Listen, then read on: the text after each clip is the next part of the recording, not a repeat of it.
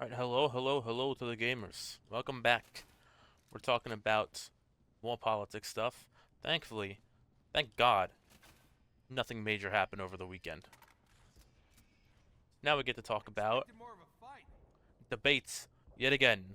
The good old VP debate. Now, I was on vacation during this debate, so I did not watch this live. I only watched it when I got home. That's why I'm a bit late to talking about this, as well as everything I talked about in my last video.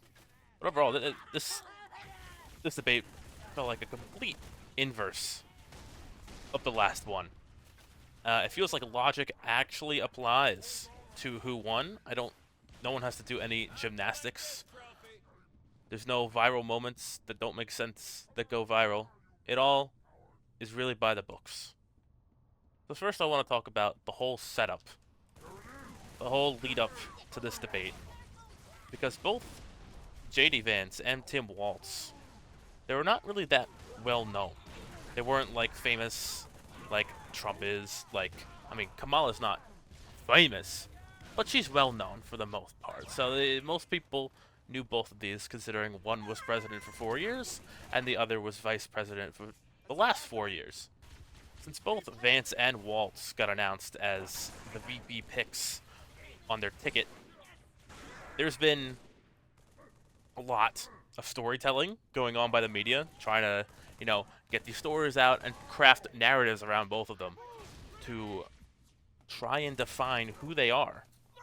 And a result of this was kind of like the first, well, not the first, the Biden-Trump debate that happened earlier in the summer, where people who watched the news were fed a narrative and fully believed something about one or both of the candidates, and that was kind of just not how they actually were at all.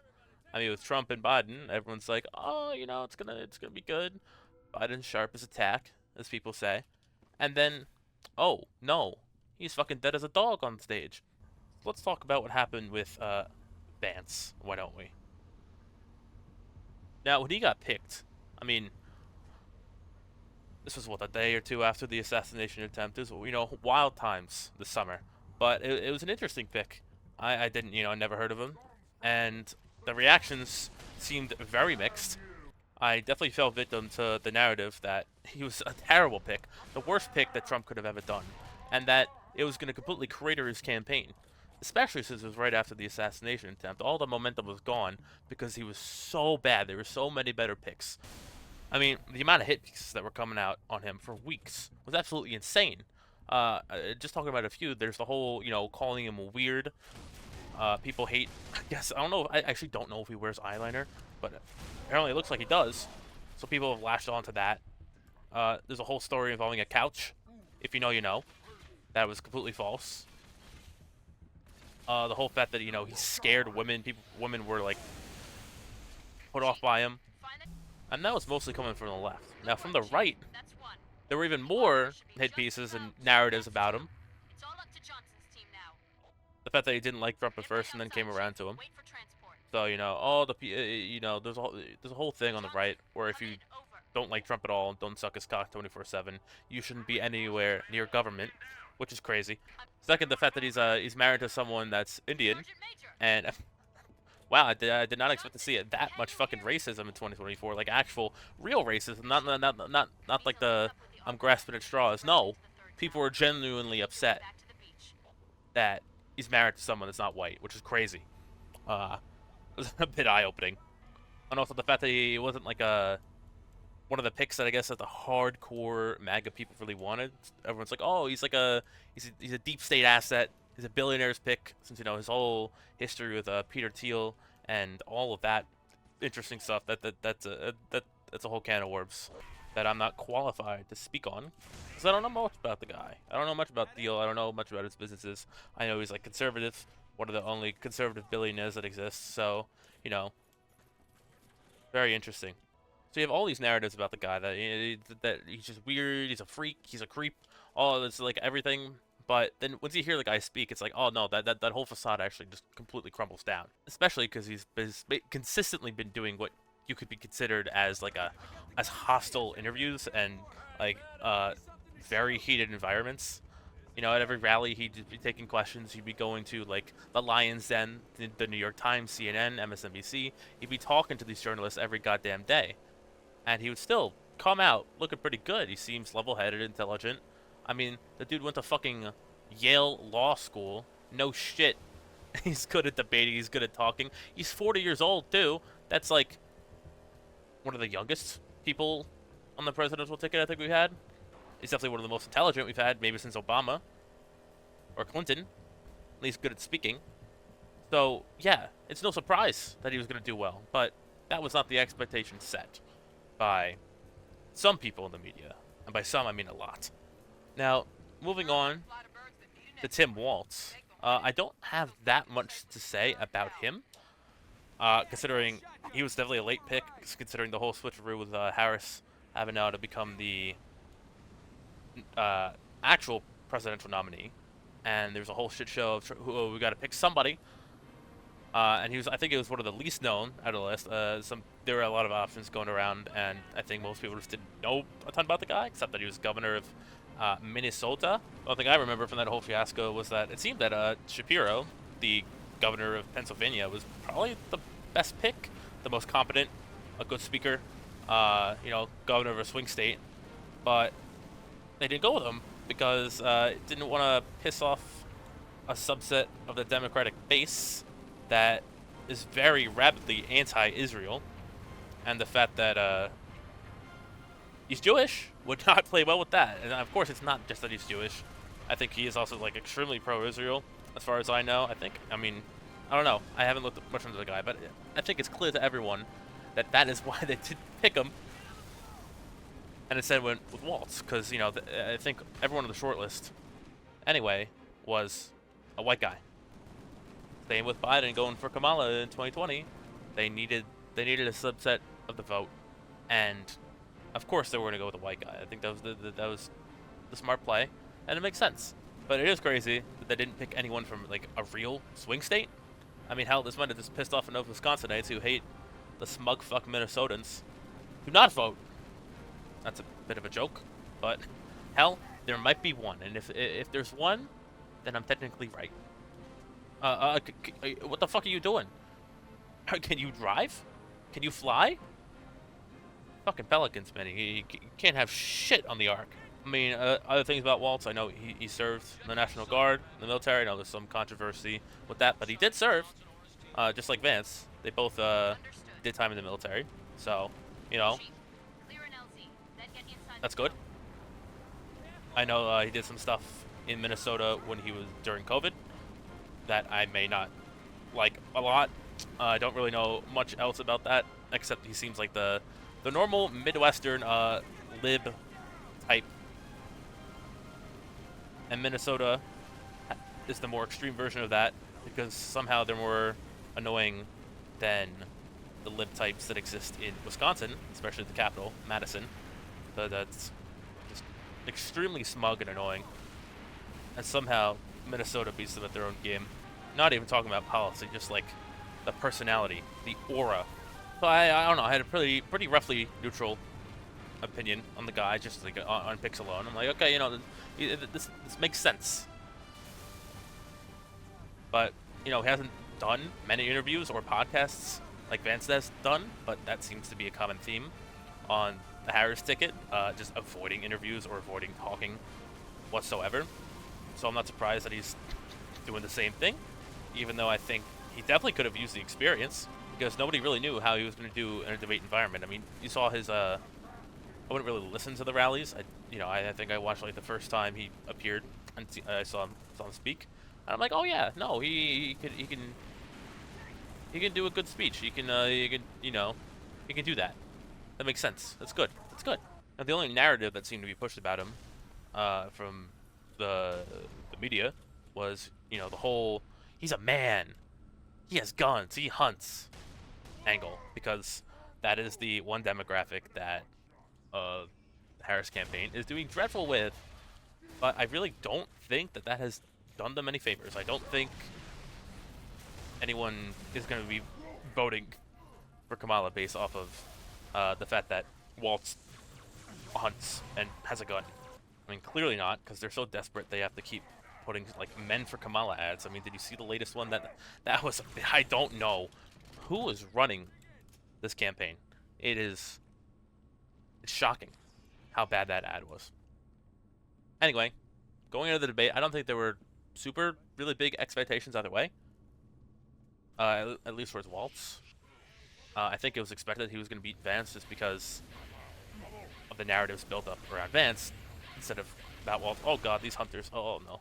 So actually getting to the debate, I had a very unique experience watching it because, again, I was on vacation. I did not watch it live. So really, as it was going on, I just watched like the reactions and I put the screen caps of the debate. But maybe that was actually the best way to view it because I think it really actually encapsulated what mattered.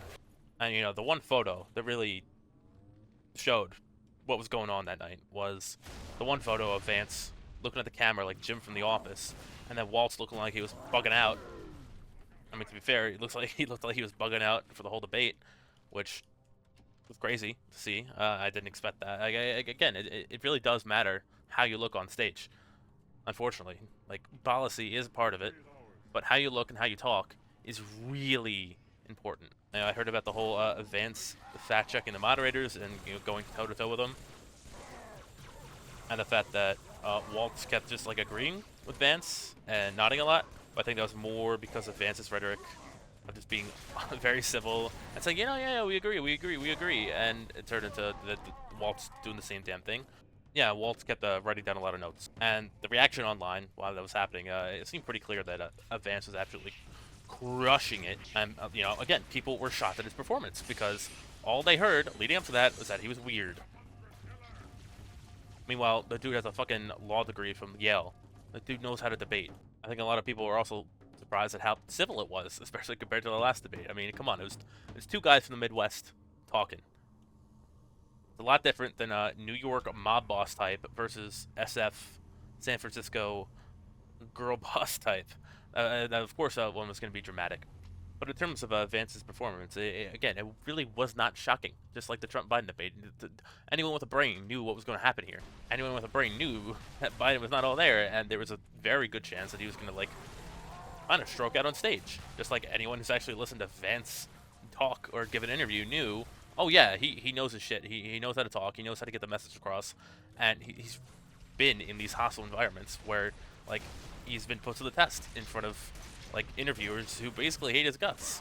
You know, when I ended up actually watching the debate when I got home, I was actually surprised how nervous Waltz seemed. You know, he was fidgeting. He was definitely not prepared for this environment. I don't know if it's because he's never been in front of an audience or virtual one this big, or if, you know, he just wasn't doing interviews like Vance was. But that's one thing I didn't expect. But, you know, again, it seemed very civil. At least both of them. I mean, Waltz definitely came in swinging at first, but Vance brought down the temperature, kept saying, like, I agree with you. And then by the end, it felt like, oh, this is good. They're actually talking about policy. They're being civil with each other. It was a nice change of pace. A good palate cleanser from the wonderful Trump-Harris debate. So yeah, good props to Vance for, like, really toning down rhetoric. It's definitely a mature thing to do. I mean, he could have just kept, like, been swinging the whole time, but no, he kept trying to bring it back to policy and keeping it civil, and I think that really swayed a lot of people who were unsure about him. Oh, we're out of ammo. Doesn't matter. Oh great, the worst fucking gun in the series. The Vance was like a very large departure from his running mate, which I think that's why they work well together. Now, on my last video about the presidential debates, my whole thesis was, oh, there's like one moment that people retain in their head, and that's really what kind of decides it. Now, that was mostly for the actual presidential ones, not the VP ones. I don't think they matter that much. But, I mean, I think this one does, just because it's so... Everything about this election, people are just... their eyes glued. This one is definitely more similar to the second, or this year's Biden-Trump debate, where I don't think it's a specific quote. I do think it is the photos that do it. And again, it's that photo of Vance looking at the camera, and Waltz looking like he's like... his eyes are bulging out of his head for some reason. I mean, I'd say also Waltz's flub. I mean, he kept speaking a lot, and I think the most notorious one was saying, oh yeah, I'm friends with a lot of school shooters, which is crazy to say. I mean, we all know he meant to say, like, families, but or families of victims and things like that. But that, I mean, that's one of the quotes of the night. Another one was when Vance was fact checking the moderators, but I don't know. I'm struggling to think of a specific quote with that one. So I think the school shooter one remains. What was the aftermath of this debate? Again, it seemed pretty obvious that Vance cleared this. I don't think there's any debate. There's no jumping through hoops to see that, oh, maybe Trump won, even though he performed terribly. Like, no, like, by all accounts, on the debate metric, Vance won, and then actually getting the message across as well, he won. And any potential momentum that Harris had coming out of that previous debate was completely gone after this. And again, as I was saying before, Vance pairs really well with Trump. Trump's bad performance is completely, effectively gone. I don't think anyone remembers that because Vance is just able to get the point across so well, so much better than Trump. In fact, he's like the intelligent sidekick. He can really nail the points down to the American people and really deliver Trump's message in a way that's much like less hostile and less manic and Trumpian, if that makes any sense. Now, I'm not sure if the debate was the cause of the huge shift in polling in the betting odds, but I wouldn't be surprised if it was. I mean, the national polling has gotten a lot tighter, and now Trump is up in pretty much every swing state, which is really what matters. And the fact that he's up is a huge departure from 2016 and 2020, where he was down in all the swing states. So if there's any polling error, to the left, he's got it in the bag as of now. And yeah, there was a whole huge shift in betting odds. That was literally the day after. I don't know what could have caused that. I think the joy might be gone, is what I'm seeing. There is no joy left. But I think it's also, in part, Harris's media blitz after this was a complete fucking failure on all fronts. I mean, again and again, this is obvious to anyone who's seen the last two times Harris has just been in front of people, like during her 2020 primary and during her time as VP. Anytime she kept going out in front of people, she lost popularity because people just are like, oh, damn. That's crazy. That's why they hid her from the media for like 2 years as VP. Really, it might all come down to this. I'm stealing this from a comment I saw somewhere. I don't know. I'm going to be paraphrasing for language, but you can't have two idiots on the ticket. Now, the Trump-Harris debate, everyone's like, oh, okay, we got two idiots here, so they're both up 1-1. But then in this debate, we're like, oh, Waltz is kind of bumbling. I mean, he said it himself. He's a knucklehead. And then Vance came in fucking swinging, potentially even neutering the advantage or disadvantage that Trump had. So now, we got two idiots on one ticket, and we got a superhuman fucking debate genius and Trump on the other. So it's like, okay, is that why the joy is gone? It might be. Now, this debate might matter more than most VP ones. It's because, you know, there's no other presidential debates, at least with, you know, with these two tickets. It's just one presidential one and then one VP one. And, you know, again, a lot of people have eyes on anything related to this election. Oh my god. Unbelievable. That's the Harris campaign right there right now. Oh no. Anyway, we're going to be wrapping it up soon anyway, so I doubt I'm going to be able to beat these fucking scarabs. Because what, we have 3 weeks till election day now. 3 weeks. And the momentum is in old Donnie's favor again. Now, this debate might have had a hand in that, I don't know. That's for the people who are really into this stuff to decide when they write these books in like about 4 years. And we see all the behind the scenes about these campaigns, which, you know, that's always fun to see. Oh, how are you not? Get the fuck out of here, holy shit. Now, thankfully, I'm really glad that we could talk about this. That means nothing major happened over the weekend. I mean, you know, we're getting close. It's getting down to the wire. The fact that it's quiet right now is good. I like that. I'm going to keep Tuesdays as election updates, election yapping. Just because, you know, we're so close to the election, why not? After that, I definitely want to branch out more into just like general, actual political discussion and ideas and philosophy and actual issues instead of like this horse race. But I can't stop talking about it. So it's so fun to talk about. As long as I'm not sensationalizing it. It's super interesting to me to see how these campaigns are run and to see like, oh, how's it actually going to turn out?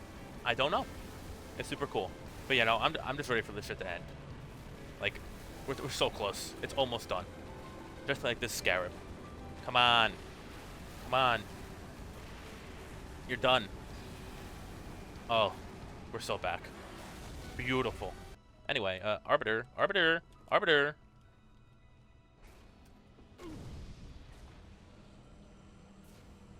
How are you gonna get back, buddy? Oh, fuck off, Cortana. Okay, that's my sign. That's my sign. Oh, can you go down here? I didn't know you could go down here. Yeah. If you liked the video, leave a like. Subscribe if you want. Leave some comments if you have anything to add. Yeah, I didn't know you could go down here. That's crazy. Anyway, yeah, again, you learn something new every day. I hope you enjoy the next couple of days. I'll see you soon.